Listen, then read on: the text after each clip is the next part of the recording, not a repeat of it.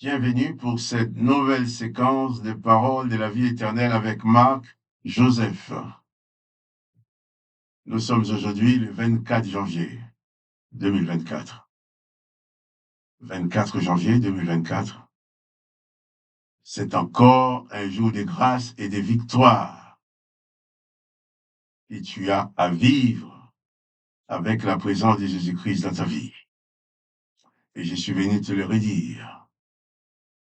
Et je te le répéterai chaque matin pour ne pas que tu oublies que chaque jour est pour toi un jour de grâce et de victoire parce que le Seigneur Jésus-Christ est dans ta vie.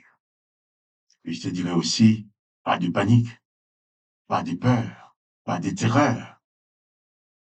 Si les circonstances sont difficiles, confie-toi en Jésus-Christ. Ne fais pas un gros plan sur tes problèmes. Fais un gros plan sur ta foi en Jésus-Christ. Et par ta foi, Jésus-Christ te donne et te donnera toujours la victoire. C'est pour ça que Jésus-Christ dit, je suis avec toi tous les jours jusqu'à la fin du monde. Et Jésus en fait la promesse. Je suis avec toi tous les jours jusqu'à la fin du monde. C'est la parole de Jésus-Christ qui s'adresse à toi ce matin. Alors, pas de panique. Souviens-toi et n'oublie jamais que Jésus-Christ promet de ne jamais t'abandonner. Je ne connais pas les circonstances de ta vie. Je ne connais pas les événements que tu as à vivre aujourd'hui. Mais je te parle avec une certitude. Parce que ce que je connais, ce que je sais, c'est que Jésus-Christ est avec toi tous les jours. Donc à l'instant même, il est avec toi pendant toute la journée. Et pas seulement aujourd'hui, mais il a dit jusqu'à la fin du monde. Que ce soit pour toi, ton sujet de joie, ton sujet de bonheur, ton sujet de réconfort, ton sujet de consolation, de savoir que Jésus-Christ est avec toi. Car autant que Jésus-Christ est là, tout est encore possible. Et Jésus-Christ a dit, et toi qui crois en lui, il te donne le pouvoir de devenir fils et fille de son Père. Il a dit aussi, toi qui crois en lui, tu peux adresser tes prières au Père en son nom. Il a promis que toutes les prières que tu adresses au Père, ou à Dieu le Père en son nom, il veillera sur l'exaucement de ces prières-là, afin que le nom du Père soit glorifié dans le Fils, afin que toi aussi tu sois guéri, tu sois consolé, afin que toi aussi tu sois secouru. Car si Jésus-Christ est venu dans ce monde, c'est pour secourir les hommes qui étaient empêtrés dans toutes les condamnations que l'Éternel des armées a mis sur les hommes depuis la création, depuis la Genèse. L'Éternel des armées a dit, l'homme est devenu comme l'un d'entre nous maintenant. Condamnons-les, empêchons-les de vivre éternellement. Dans Genèse chapitre 6, l'Éternel des armées va dire, eh bien, qu'il se repente d'avoir fait l'homme, il regrette d'avoir créé l'homme. Alors il a dit, il détruira l'homme qu'il a créé. Ce qui fait que tous les enfants qui sont en train de naître aujourd'hui sont nés pour mourir à cause de la condamnation que l'Éternel des armées avait prononcée. Mais Jésus-Christ est venu pour nous secourir, pour nous sortir de ce bourbier de condamnation dans lequel l'Éternel des armées nous a mis. Il a dit, empêchons-les de vivre éternellement. Jésus-Christ dit, celui qui croit en moi vivra éternellement. Là, il nous délivre. Il a dit, je détruirai l'homme que j'ai créé. Jésus-Christ dit, je le ressusciterai. Jésus nous délivre. Et c'est à cause de toutes ces condamnations que ce monde est un monde de misère, de douleur, de souffrance. Tu peux faire tout ce que tu veux. Il y aura toujours la souffrance, il y aura toujours la douleur. Il y a toujours des choses qui se dresseront contre toi. Parce que tu vis dans un monde, sur une terre que l'Éternel des armées lui-même avait maudit. L'Éternel des armées a mis sa malédiction sur la terre. Et Jésus est venu pour mettre sa bénédiction en nous. Jésus n'a jamais maudit personne. Mais il dit seulement, Si tu crois en moi, tu vivras éternellement, malgré la condamnation de l'Éternel des armées. Si tu crois en moi, je te ressusciterai lorsque l'Éternel des armées détruira ton corps. Et c'est Jésus-Christ là qui dit, je suis avec toi tous les jours jusqu'à la fin du monde. C'est lui qui te promet de t'accompagner, d'être toujours avec toi, de ne te jamais lâcher, afin que ta vie ne soit pas un cauchemar. Et dans les dures circonstances de ta vie, que tu sois secouru. Alors, je te le répète, souviens-toi et n'oublie pas que Jésus-Christ est avec toi. Lui seul est capable de t'apporter paix, joie, consolation, l'espérance de vaincre la mort, l'espérance de vivre éternellement avec lui. Oh, que le nom du Père soit glorifié, que le nom de Jésus-Christ soit glorifié. Et je profite pour te dire, si tu aimes cette vidéo, aide-moi, sois mon collaborateur pour la publication. Donc partage-les avec tes amis, tes connaissances, publie-les avec moi, afin que le nom du Père de Jésus-Christ soit glorifié, afin que un maximum d'hommes et de femmes puissent entendre cette parole d'espérance. Pas de panique, Jésus-Christ est avec toi. Et Jésus-Christ nous dit que nous pouvons prier en son nom. Nous pouvons demander au Père en son nom, et tout ce que nous demandons au Père en son nom, il nous les donnera. Et c'est ce que je vais faire avec toi maintenant. Je vais prier avec toi. Nous allons adresser nos prières au Père. C'est vrai, je ne suis pas physiquement à côté de toi, tu ne peux pas me toucher, je ne peux pas te toucher. Mais l'Esprit de Jésus-Christ te relie avec moi. Nous sommes reliés, nous sommes en communion dans l'Esprit de Jésus-Christ qui est en toi et qui est en moi. Donc nous pouvons prier ensemble. Tandis que je vais prier, toi qui connais tous tes besoins en particulier, tu vas prier aussi, tu vas les dire au Père.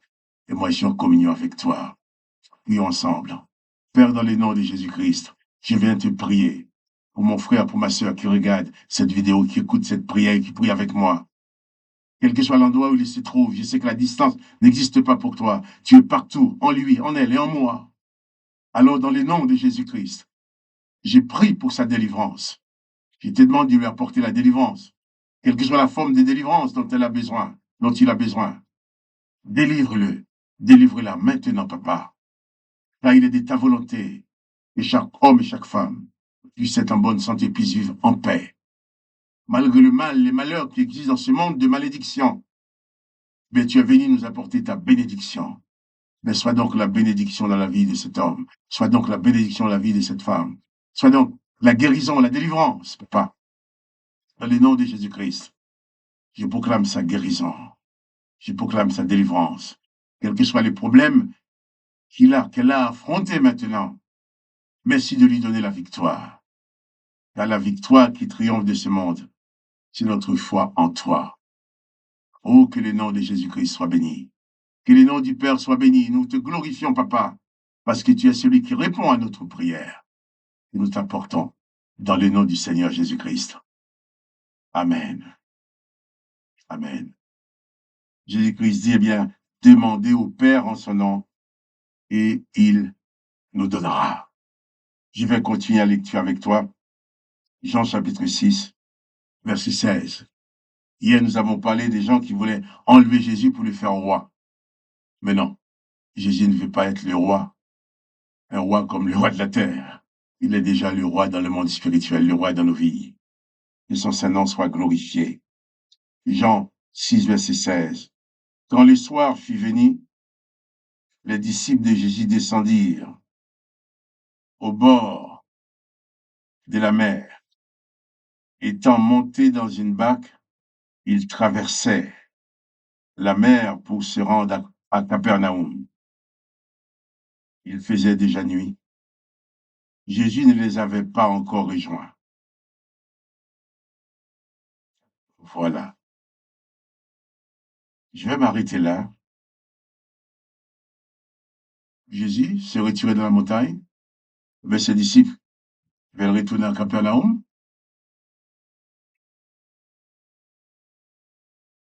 Ils montent dans une barque pour traverser la mer vers Capernaum. Les textes nous disent qu'il faisait déjà nuit et Jésus ne les avait pas encore rejoints. Il se trouve, ces disciples qui avaient l'habitude d'être avec Jésus physiquement, l'homme Jésus était avec eux.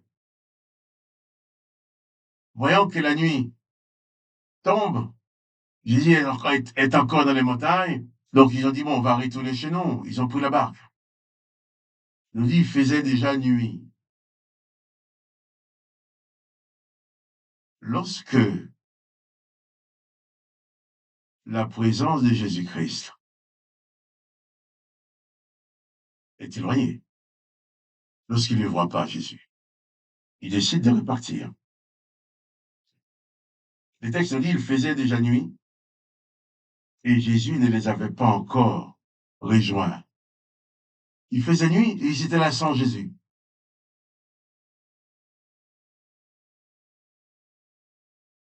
Verset 18, il souffla un grand vent et la mer était agitée. Après avoir ramé environ 25 à 30 stades,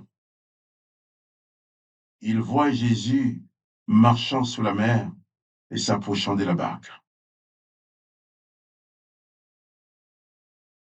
Voilà. On va s'arrêter là, on continue la lecture le matin. Mais les disciples, privés de la présence de Jésus, montent dans leur barque. Mais qu'est-ce qui se passe? Comme toujours, hein? Il y a toujours un événement pour nous secouer, un événement pour nous bouleverser. Sur la mer, qu'est-ce qui se passe? Le vent souffla. Ils ont ramé, mais la tempête arrive. Ils ont certainement commencé à désespérer. Mais qu'est-ce qu'ils voyaient? Ils voyaient Jésus qui arrivait, qui s'approchait de la barque, marchant sous les eaux. Oh, Jésus était sur la montagne et dans la barque. Ils ne voyaient pas Jésus, et Jésus les voyait. Jésus savait où ils étaient. Je dirais même, oui, les yeux de Jésus les accompagnaient. On reviendra sur ce texte demain. Mais tu fais-il dans leur détresse? Ils ont dit, mais si Jésus était avec nous, il aurait pu faire quelque chose. Parce qu'il ne voyait pas Jésus. Mais Jésus-Christ, lui, le voyait. Il le voyait dans la détresse. Il marchait sur les eaux. Donc Jésus qui va marcher au-dessus de tes problèmes, au-dessus des flots, ces flots qui sont là pour te noyer, cette tempête qui est là pour te renverser, pour te détruire, Jésus va marcher victorieusement dessus pour venir vers toi. Et nous verrons demain matin comment Jésus va agir pour sortir ses disciples de cette situation. Mais réalise toi aussi les problèmes qui sont là comme des flots de la mer, les difficultés qui sont là comme une tempête pour ravager ta vie, pour te décourager, pour te démolir, pour empoisonner ta vie. Jésus-Christ les voit, il les connaît. Et comme Jésus-Christ a marché sur les flots de la mer, sur la tempête, Jésus-Christ est capable de marcher sur tes difficultés, de les piétiner, de les enjamber pour venir te chercher. Là où tu es, physiquement, tu ne vois pas Jésus-Christ, comme eux, ils ne voyaient pas Jésus-Christ, mais Jésus-Christ les voyait. Sache que Dieu connaît ta situation. Jésus-Christ te voit là où tu es et il veut te sauver. Il veut t'aider. Il veut t'aider à t'en sortir. Mais pour cela, il faut seulement que tu places ta foi en lui. Il faut seulement que tu saches t'adresser à Dieu lorsque les choses sont difficiles. Tu fais tout ce que tu peux. Mais lorsque tu ne peux plus, il faut laisser la main à Jésus-Christ.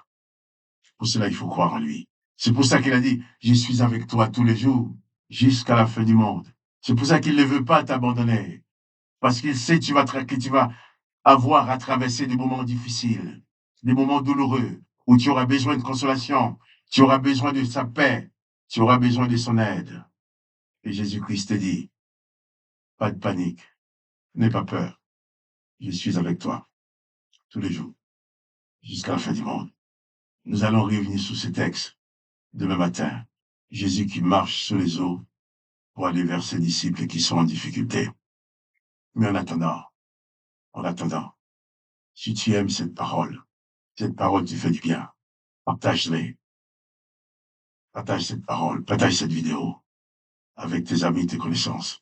Tu deviendras mon collaborateur, ma collaboratrice pour cette publication, afin que les noms du Père de Jésus-Christ soient bénis. Que les noms de Jésus-Christ soient bénis. Et toi aussi, sois béni. Et quant à moi, Marc-Joseph, je te dis, pas de panique. Jésus-Christ est avec toi. Mets ta confiance en lui. Sois fort. Affronte tes peurs. Ta foi est suffisamment forte pour détruire la peur et la déprime si tu t'es confié en Jésus-Christ. Et je te dis, pas de panique. Et à demain pour les paroles de la vie éternelle.